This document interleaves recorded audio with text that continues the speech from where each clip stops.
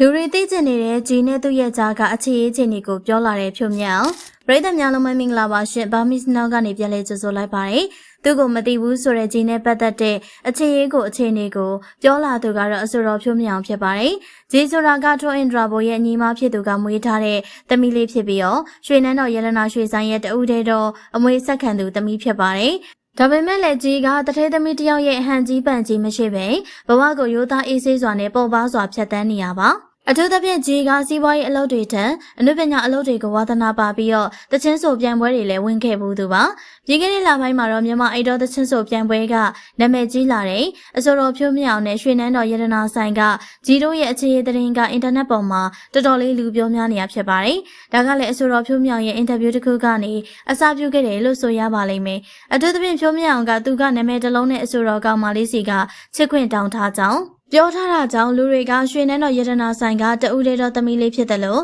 တချင်းဆိုတာဝါသနာပါတဲ့ကြီးကိုတွေးမိကြတာဖြစ်ပါတယ်။ဒါကြောင့်ဖြိုးမြောင်နဲ့အဆိုတော်ကြီးတို့ချစ်ကြိုက်နေကြပြီဆိုပြီးအထင်ကြီးပေးနေကြတာပါ။နောက်ထပ်အကြောင်းရင်းကလည်းအဆိုတော်ကြီးကအတော်ဖြစ်သူထရိုအင်ဒရာဘိုကိုပြောတယ်။သူမကြိုက်ဆုံးယောက်ျားပုံစံတွေကြောင့်လို့ဆိုနိုင်ပါတယ်။အဆိုတော်ကြီးကအတော်ဖြစ်သူကိုသူမကတထေးသားလူကြီးသားမဟုတ်ပဲဘဝကိုရိုးရိုးသားသားဖြတ်တန်းနေတဲ့သူကိုပဲလက်ထပ်ချင်တယ်လို့ပြောပူပါတယ်။ဒါပြင်သူမလိုချင်တဲ့ဘဝလက်တွဲပေါ်ကအသားညွညွမေးယိုကက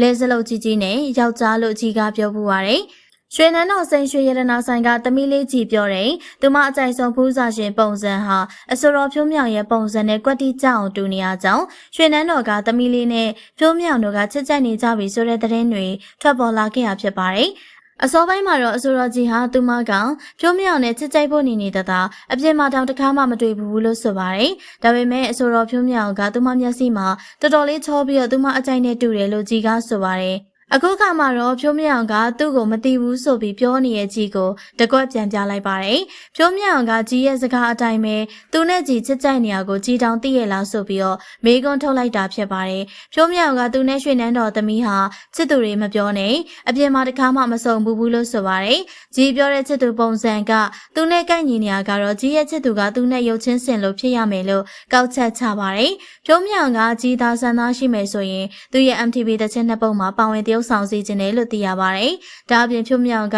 သူကကြီးနဲ့ချစ်ကြိုက်နေရမဟုတ်ပေမယ့်သူ့မှာနာမည်တစ်လုံးနဲ့အဆိုတော်ရှိကြောင်းမကြခင်မှာချပြမယ်လို့ဖြိုးမြောင်ကပြောလာပါတယ်။ဒီဗီဒီယိုကိုကြည့်ရှုနေကြတဲ့ပရိသတ်တွေကရောဖြိုးမြောင်ရဲ့ချစ်သူကဘယ်သူလဲဆိုတာသိရင်ပြောခဲ့ပါအောင်နော်။နောက်ထပ်လည်းစိတ်ဝင်စားဖို့ရအနုပညာသတင်းအကြောင်းအရာတွေကိုတင်ဆက်ပေးမှာဖြစ်လို့ကျမတို့ရဲ့ channel လေးကို like and subscribe လုပ်ပေးခဲ့ကြပါအောင်ရှင်။အဆုံးထိကြည့်ရှုပေးတဲ့အတွက်အားလုံးပဲကျေးဇူးတင်ပါတယ်ရှင်။